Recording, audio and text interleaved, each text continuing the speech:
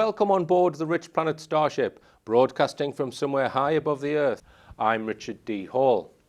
On the 21st of February, I went to Wandsworth Prison to visit Muad'Dib, also known as Anthony John Hill. As of today, the 4th of March 2011, he has spent over 140 days in prison and has not been convicted of anything. Muad'Dib lives in Ireland and in 2007 produced a very compelling film called 7/7 Ripple Effect. The film casts huge doubt on the official story of the 7/7 London bombings of 2005 and shows quite clearly that the alleged suicide bombers were probably innocent and most likely set up by intelligence services to take part in a mock terrorist training exercise by playing the role of suicide bombers. Incidentally, several other films have also been produced casting massive doubt over the official story. None of these films have been shown on mainstream television. A terrorist drill was taking place at the exact locations and the same times where the supposed suicide bombs were detonated. The evidence points to a false flag terrorist attack organized by the authorities who planned the terrorist drill. Yes, you heard that right, folks. Our own intelligence services, who are supposed to protect us, are perpetrating acts of terrorism and murdering their own people. Let's just say that again for anyone who didn't quite catch it. Our own intelligence services, who are supposed to protect us, are perpetrating acts of terrorism and murdering their own people. And one more time for luck.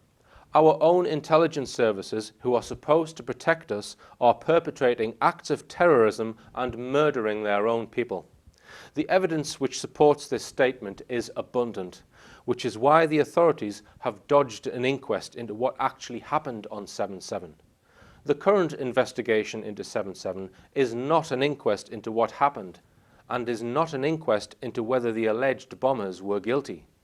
It is a complete smokescreen, where certain evidence is not being allowed into the court, such as the clearly doctored single frame of CCTV footage put out by the authorities to try and place the alleged terrorists at Luton train station at a particular time. The alleged terrorists were not even on the tube trains when they blew up. Do 10 minutes of research and you will find that at least 2 of the alleged bombers were murdered by police marksmen near Canary Wharf because they missed the train at Luton and were late for the mock terrorist training exercise they had agreed to take part in.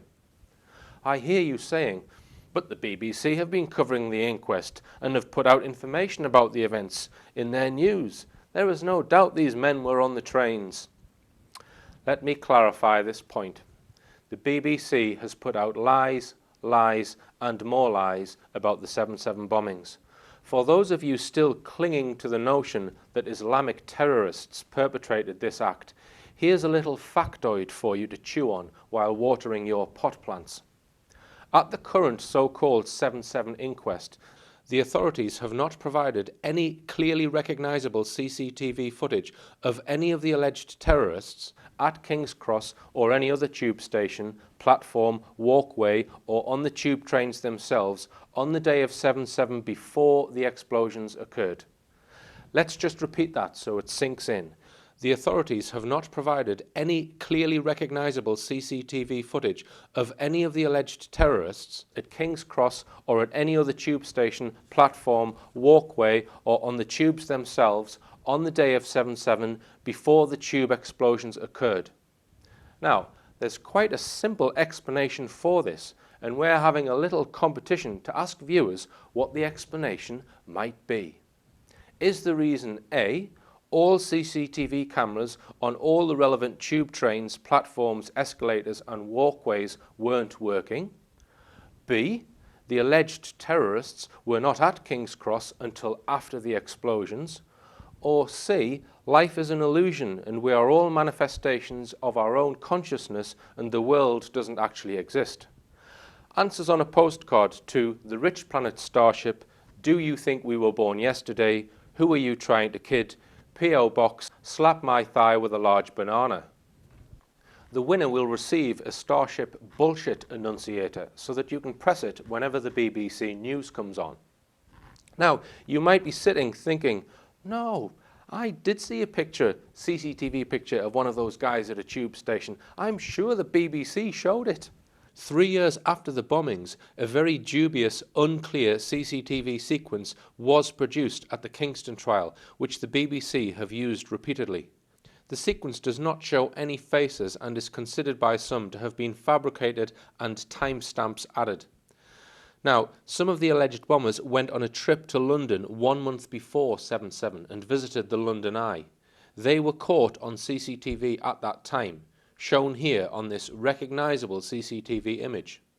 Compare this with the only CCTV sequence of the alleged bombers on the morning of 7/7 at King's Cross before the bombs went off. If these men were actually there would be multiple instances on many different cameras, including images on the tube trains of the men's faces, similar to this image, but there are none. In 2008, the authorities were trying to convict 3 innocent men for helping these alleged terrorists. In that trial, known as the Kingston trial, the judge directed the jury stating the original 4 bombers were guilty. This is in fact not true, and by stating this, the judge was attempting to pervert the course of justice. The alleged 7/7 bombers have never been found guilty of anything and under our law are currently innocent. Because of the judge's misdirection of the jury, Muad'Dib thought that the evidence presented in his compelling film should be considered by the Kingston trial. So he sent some copies of his DVD to the court for the attention of the judge and for the jury foreman to suggest considering this evidence. This is a perfectly legitimate thing to do, to send evidence to a trial for consideration. The evidence sent on DVD was not considered in this case. Nevertheless, because of this act, Muad'Dib was arrested in Ireland under a European arrest warrant for attempting to pervert the course of justice, when in fact he was attempting to prevent the perversion of the course of justice. He was extradited by the Supreme Court of Ireland on the 11th of November 2010 and is now in Wandsworth Prison awaiting trial in the UK. He has spent over 140 days in prison and has not been convicted of anything, and all he did was send his DVD to a court, which they ignored. His trial date is set for the 8th of May 2011, and he has applied for bail several times. On 2 occasions since January this year, bail hearings have been arranged, but the prison on both occasions did not present Muad'Dib to the court for the bail hearing, so he is still in prison. I spoke to Muad'Dib in Ireland in November 2010, the day before he was extradited to London. Everybody was asking for an independent public inquiry into the bombings to find out what really did happen. The relatives of the deceased and the injured and the survivors themselves, many of whom were injured. There were something like 800 people injured. Yeah. And these people all want a public inquiry. Yeah. So I thought that by sending my film to the court, okay, to the people who were in charge of trying these people, if I was to send the information to the court to point out to them that they are misleading the jury, okay, in regards to the 4 original bombers at the very least, that would then get my film and the evidence into the court system, into the judiciary, and that then they would have to investigate and they would have to have a public inquiry, an independent public inquiry, which is what everybody wanted. Yes. I went to Wandsworth Prison to visit Muad'Dib on the 21st of February 2011. Right, I'm standing outside Wandsworth Prison and we've just spent 3/4 of an hour visiting Muad'Dib, who is being held in here. He hasn't been convicted of anything. He's been in for well over 100 days or spent well over 100 days in a prison cell, and he was in very good spirits. He told us that he's no longer being kept for 23 hours in a cell. He's actually got a job in the computer department cleaning. He told us that he was going to be challenging the Crown's jurisdiction over him, that that was going to be the first part of his defence. Now, he also told us a few things. He said that we asked, was he sharing a cell? He said he was. There was 2 people to a cell in bunk beds, and he said that he'd been in sharing cells with different people, and the person that he was currently sharing with, they have a television in the room, so he is able to watch the news. However, the person he's sharing with watches all the junk TV, so he watches Coronation Street and all the soaps, and he rarely gets a chance to see the news, but he occasionally does. So he seemed in very high spirits, quite incredible considering the circumstances. He explained to us that he's had 2 bail requests now, and the court has arranged to hear his bail requests twice, and both times the prison has failed to transport Muad'Dib to the court for his bail request to be heard, and this has happened twice, which I think is very, very unusual, and I think they're just putting it down to administrative errors. So it appears that they're trying to keep him in here for as long as they can. For whatever reason, they're trying to string this out as long as they can, which is preposterous when you consider what he actually did. He sent a DVD to a court to be considered as evidence, and he spent, I think it's over 130 days inside now, and he's been convicted of nothing. So let's just hope he gets a jury, a fair jury, which will come to the conclusion that he was not trying to pervert the course of justice, he was trying to tell the truth. Now, a few weeks ago I interviewed Barry Chauhan, and Barry made some very interesting claims about a conversation he had with a Turkish professor called Professor Berk Öztürkdağ. Now, here's a clip just to remind you of what was said. And we were just having a general discussion, and out of the blue he said he flicked on his computer projector and threw up an image onto a wall, a circular window. And he said, "Do you know what this is?" And sort of caught me unawares a little. I'm not really a scientist, but I'm fairly adept and have a lot of knowledge and articulate enough to gauge things. And I said, it looks like a very sophisticated circuitry for a chip, because I've worked with some companies like ARM and other chip companies around the world. And in our own area, we had 2 very good companies, Fujitsu and Siemens at one time, manufacturing chips. So I said, it looks a very complicated circuit. And he said, yeah, it is. It's 10,000 years old. Right. And I stopped in my tracks. And did you just say 10,000-year-old a chip? That's 10,000. I said, where is it? Where's it from? And he said, it's all around us. It's in the air. And I didn't quite understand what he was on about.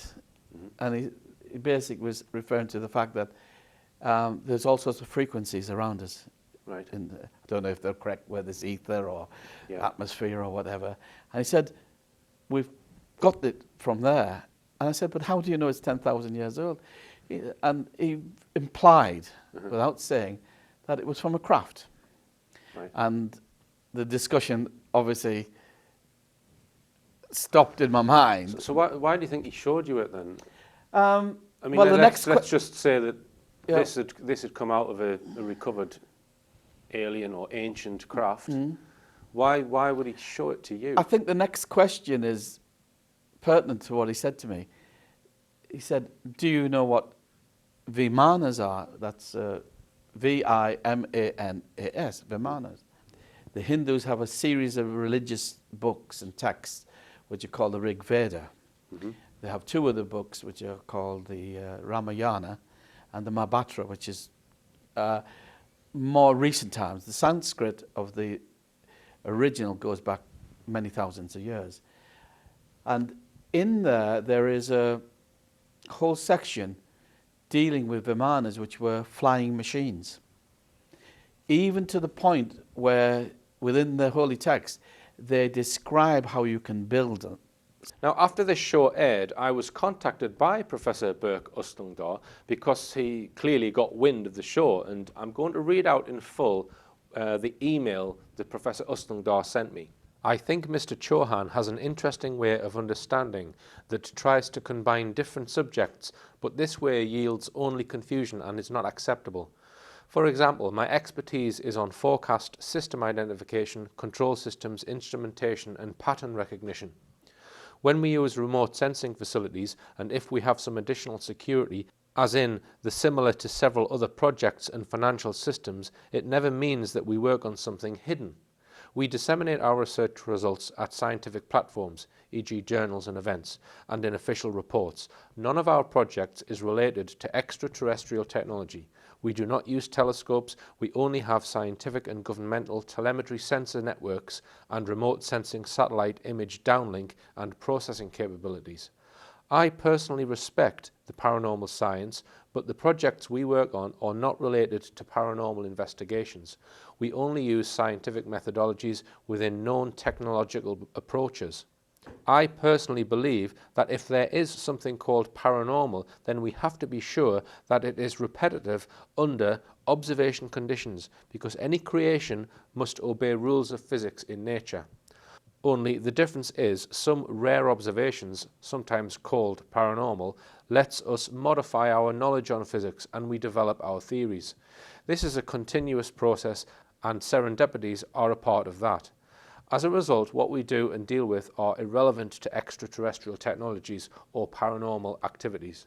I'm sure you know the best way and most polite way of correction of this situation. Kind regards, Professor Berk Ustangdar, Istanbul Technical University. Seems fair enough. Now, the reply is quite robust, but it nicely avoided some of the claims made by Barry Chauhan. Specifically, did the professor show Chauhan a diagram of a circuit, and if so, what was the circuit of? And secondly, did the professor discuss Vimanas with Barry Chauhan?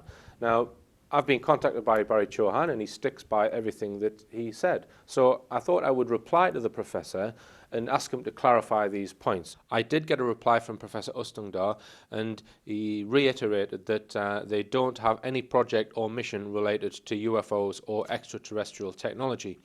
Now, he also said that Barry Chauhan asked him if he was interested in philosophy and history, and Professor Ustangdar replied to him that yes, but only on subjects related to possible ancient technologies and the engineering history. You know, due to obsessions caused by our existing approaches, sometimes we miss some other solutions used in the history. That is limited by a personal interest and there is no connection to our work. And he also says in his email, since he was originally an Indian, I asked him if he has some printed articles or reprints, including Vimanas and some other ancient Sanskrit legacies. Later on, Chauhan gave Professor Ustangdar a book. So it seems Professor Ustangdar did discuss Vimanas with Barry Chauhan, albeit on a personal basis, nothing to do with the university's work. Incidentally, Professor Ustangdar has very kindly invited me to have a look around Istanbul Technical University. A few weeks ago, I had a chance to speak with the biologist Rupert Sheldrake. Now, Rupert has researched many areas of biology, in particular those relating to the mind, and asks the question, do our minds extend beyond our brains? And this leads to more questions about whether telepathy exists and also whereabouts our long-term memories are stored, because some people believe long-term memory is stored outside of the brain. After the break, I'll be screening the interview with Rupert Sheldrake, and also in part 3, Rupert is wanting people to take part in his telepathy experiment, which is free of charge, so stay tuned for that also in part 3. Today I'm very pleased to be able to speak to Rupert Sheldrake. Now, Rupert is one of the world's most innovative biologists and writers. He is best known for his theory on morphic fields and morphic resonance, which leads to a vision of a living, developing universe with its own inherent memory. And Rupert, you started your educational life at Cambridge University, yes. Is that right? And can you tell us a little bit about